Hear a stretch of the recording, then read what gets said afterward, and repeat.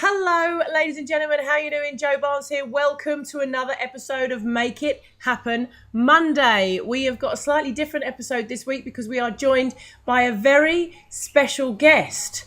And I'm going to be talking to this lovely special guest who's going to be sharing with you a fantastic tip for your week this week. Now, my guest here is Lauren Clemett, all the way from Queensland in Australia. And Lauren is the creator of the Ultimate Business Propeller and specializes in personal branding. She wants you to know how to become well-known, well-paid, and wanted. And I actually have one of her best-selling books here, Selling You by Lauren Clemett. It's a fantastic book, by the way. I'll put a link to where you can get a copy of this underneath this video. It's a personal branding practical guidebook. I've been very fortunate to have gone through some of the exercises one-to-one with Lauren on helping me with my brand as well. So we're talking to a super specialist here today, ladies and gentlemen, and also a very good friend of mine. So hello, Lauren. How are you doing? I'm doing really well, thank you, Joe. It's lovely to be here and to see your gorgeous smiling face. Lauren, you're looking super healthy at the moment, which I believe is down to sailing around the coastal waters of Queensland. Yes, this isn't a fake tan. It's unfortunate. I've been out in the sun. It's summer and it's very hot in Australia at the moment. So you're sailing, golfing, cycling, you name it, we've been doing it. Have you seen any sharks? Yes, sort of shark. Lots of dolphins and turtles as well, though. So, yeah, it's all good. Awesome. Big tip for Queensland, don't swim in the sea. Don't swim in the ocean. There are sharks. There was a shark in the canal the other day. This is like miles up away from the sea, in one of the canals up in the estates where people live, sharks. Every single Australian watching this video now is being going, don't say that, Joe. You're doing us a disservice. It's a wonderful place. I love Queensland. It's one of my favourite places in the world. It really is. But, you know, they do keep the shark stories away from the rest of the world, I find. The rest of the world don't know the sheer amount of shark stories there are every year. Anyway, I'm digressing. So, Lauren, I'm going to hand over to you and to engage and inform our wonderful Make It Happen Monday audience with some fantastic tips for personal branding. So what have you got to share with us this week? So I understand everybody who's watching Make It Happen Monday are fabulous. I watch them as well. I think they're brilliant. You've got a business and you really want to make it go global. You want to get it online so that you're reaching way more people than you currently are at the moment. So it's very cool. And having Joe and myself having done that ourselves already, it's the best thing you can do for business because there's so many people out there who could use your help. It's vital that you think outside of your little hometown and out of your little comfort zone and go global with it. It's really important. So everybody today knows that content is king. And I know Joe talks a lot about getting lots of great content out there. But if content is king, I believe engagement is the queen of hearts. You've really got to engage with people. You've got to be honest. We're living in the age of the authentic brand, and you need to tell your story. You need to be not afraid to share a little bit about you, because people don't do business with businesses anymore. They do businesses with people. They want to know you, they want to get to like you, and they want to trust you before they buy from you. And how can you do that in an online world? It's really hard. So there's something really simple that you can do. This is the Make It Happen Monday tip that you can do this week. And it's thinking about branding with the 3 R's of personal branding. And the 3 R's of personal branding, in order to tell your personal brand story so that you engage with people, is recognition, reputation, and respect. So I'm going to quickly go through those 3 for you so you know what you're doing. So when you think about telling your story in your marketing, in your branding, in your About Us page, in what you do and creating content, think about what is it you want to be recognized for, and how can you create a story, how can you write content and create content that actually enables people to see themselves in, to recognize a little bit of themselves in your story and what they're going through so that they can relate to you. So really think about what do you want to be recognized for, and how can you help people recognize their own situation and what you're doing to help them. It'll really help you engage with them rather than just telling them facts and figures and sharing information, giving them something to really get to know you with. So the second one is reputation. And good old Jeff Bezos of Amazon once famously said that personal branding is what people say about you when you're not in the room. So what do you want your reputation to be? When you're out there online and you're blogging and sharing and posting and creating all this traffic and doing all those sorts of things to drive people to your business online and to reach a global market, what do you want to be known for? What do you want people to say about you? How are you going to share your story in such a way that they're going to be able to share it to other people and say, wow, I've been following this amazing person online and they did this, that, and the other. How are they going to take your story and share it with others because they're so impressed with you, they like what you do, they've engaged with you? So really think about your reputation. And lastly, the last R is respect. What do you want to be respected for? What do you want to be the number one for? The top of the pile, the best at doing something.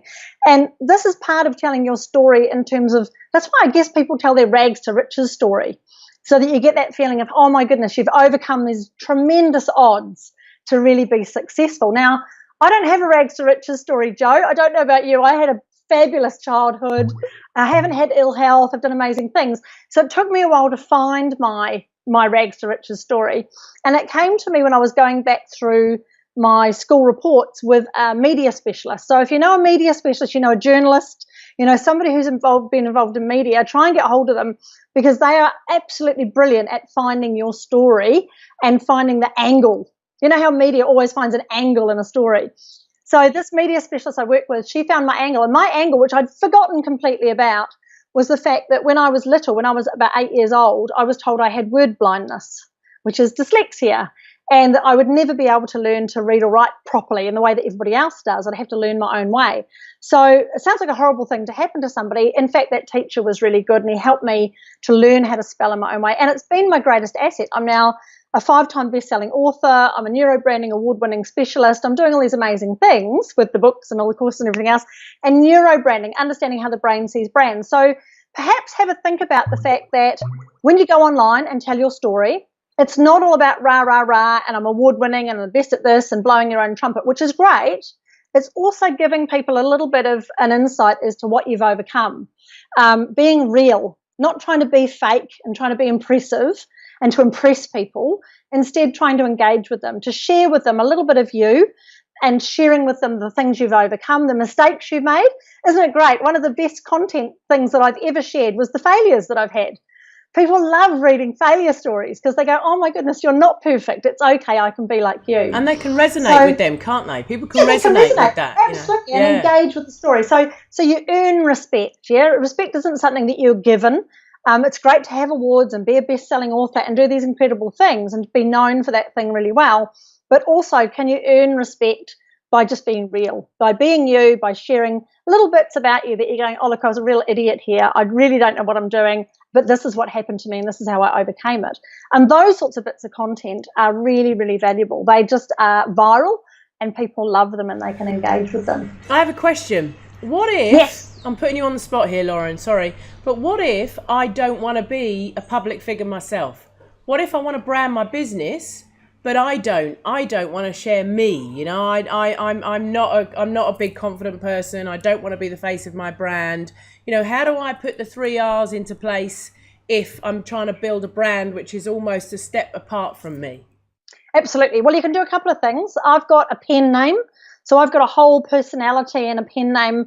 I actually overcame endometriosis. I don't know whether anyone's heard of that who's on the call, but I didn't want to become the endometriosis specialist. I overcame it. It was a big deal for me, and I wanted to share how I'd done that. So I created a pen name. So there's a character, her name's Lisa J. Faith. She's got books on Amazon. She's got a website. And I share that knowledge and that expertise and that help, automating it basically so that people can learn that from me, which is great. So you can build a character, you can build a personality, but again, you've got to put yourself into that as well. You can't be completely fake. So it is my story, it's my journey, but it's being marketed with a different personality.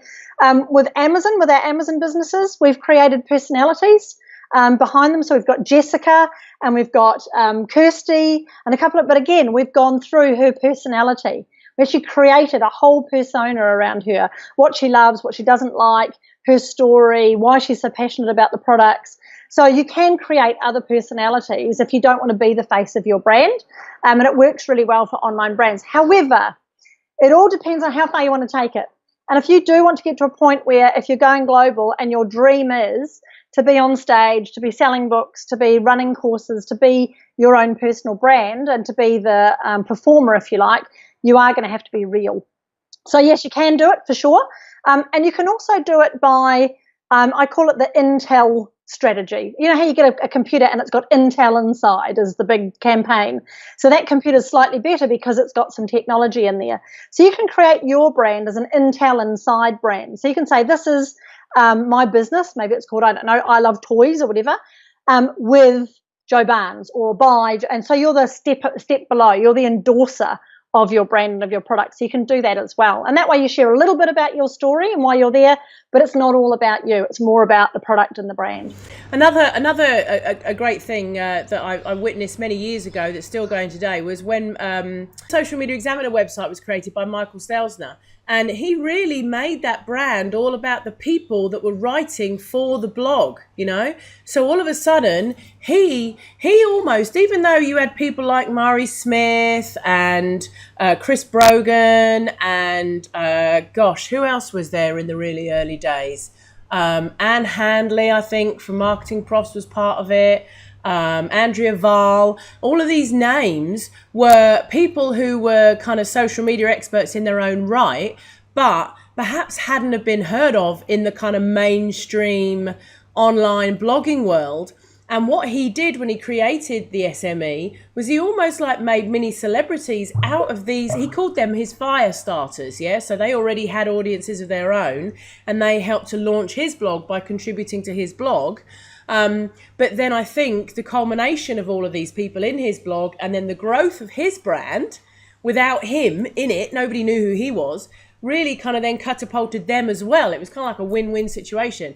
But the Social Media Examiner became this huge brand which was built from all of the people that were kind of collaborative in creating that. And he never really became that brand. Everybody gradually grew to know who he was, but he was never, and it's a bit like Amazon as well, isn't it really? I mean, Jeff Bezos, he's now become the brand behind Amazon, but Amazon is the brand, isn't it? It was never about his personality. It was about how he kind of collated the stories for Amazon really and grew Amazon, you know. So many different examples, I think, for people out there. I'm just very conscious that there are lots of people who are thinking, I don't really want to become a public figure, you know, so what do they do? And there's lots of examples. If you look at some of the big brand names of how the people behind those brands have created those brands without necessarily them being right at the forefront of that brand, and yet it's been genuine and honest and lots of stories and all that kind of stuff. But I still think the best brands are those where the creators really do. I mean, look at Virgin and Richard Branson. I mean, he was that brand, wasn't he? You know, all of his. And remember, Richard Branson hates public speaking. Yeah. He's not very confident. He never has come out and said, I'm the be all and end all. So the thing is, it's interesting. When people think about you've got to stand out as a brand, it doesn't mean you personally have to have this what desire to be in the spotlight. There's some of the best personal brands, as you say. Steve Jobs was never a standout sort of personality, and yet Apple has ended up with his culture. His personalities come through that brand, and it speaks for itself. And it's been really interesting to see that brand continue on even after he's left the planet. So you don't concern yourself that you're not a forthright enough person, or you're not confident enough, or I can't speak very well. It doesn't matter. The big change that we've seen in the last probably 5 to 10 years with internet marketing, but certainly with social media, is that people want to work with people. They do want to get to know you. So don't be afraid to share a little bit about you. Don't think that you don't have a story, because you do. Don't think that you're insignificant, because you're not. You've got something really special that you can share with the world, and it doesn't have to be full on and out there. It just has to be real. It just has to be something that people can engage with. Absolutely. And if you really hate public speaking but enjoy kite surfing with naked women hanging off your neck, then you could be the next Richard Branson.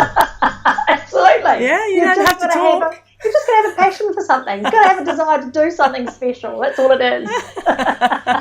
Anyway, we're well out of time. It's run a little bit over. Sorry, it's been a bit of a long episode, but it's been really great information. Fantastic and super useful. So let's just get to what is their challenge for this week, Lauren. Their challenge, should they choose to accept it, is... Should they choose to accept it, is there'll be a link that we'll post with this that they can go and read an article about the 3 R's: recognition, reputation, and respect. Is to figure out what those 3 R's are for you, write them down, take some time, turn the phones off, really go into your heart space as to what it is you want to be well known for, even if it's just within a small part of your business, just to be able to tell your story so that when people are buying from you, they can click on something and read a little bit that's going to really engage them, or you can put a little bit into your blogs or your traffic or whatever it is to tell your story. So do your 3 R's. There's an article there for you to read, and add it to your Facebook About Us or to your About Us page on your website so that Joe can go in and have a look at it and give you some feedback. Absolutely. Share in the comments below. Come and share your links and put them in the comments below so that I can come and have a look at your stories. And I'd love to, it's what a wonderful way to get to know all of your community and everything a bit better as well by telling each other's stories. Fantastic. All right, Lauren, what have you got planned for the rest of today? Where are you off to today? I'm off to the Big Bash. Yay! I'm going to watch some cricket up at the Gabba in Australia. It's going to be probably 42 degrees in the sun watching cricket. So we've got lots of beer, which is good. Excellent. Awesome. Well, that sounds like a great afternoon. You have a fantastic day. Enjoy the cricket. Thank you so much for sharing with us today, Lauren. Much appreciated. Brilliant, you're welcome. Thank you. And guys, you can find out more information about Lauren. You can get the link to the article she was talking about. I'm going to link to her book as well worth the read, and to Lauren's website and everything below this video. Thank you very much for watching. Have an awesome week. As always, live on purpose and of course, make it happen. Thanks for watching. See you again next week. Take care. Bye-bye.